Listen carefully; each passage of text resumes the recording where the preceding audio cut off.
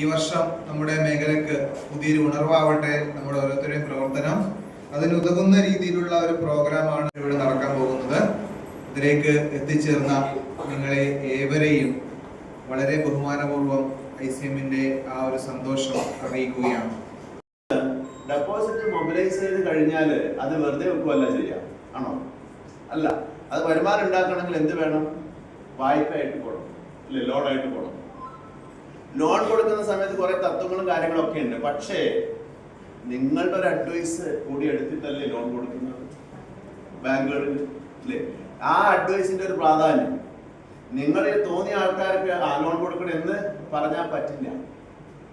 അദ്ദേഹത്തിന് ലോൺ കൊടുക്കണം എന്ന് നിങ്ങൾ അഡ്വൈസ് ചെയ്യണമെങ്കിൽ നിങ്ങൾ ആ വ്യക്തിനെ മനസ്സിലാക്കിയിട്ടുണ്ടാവണം.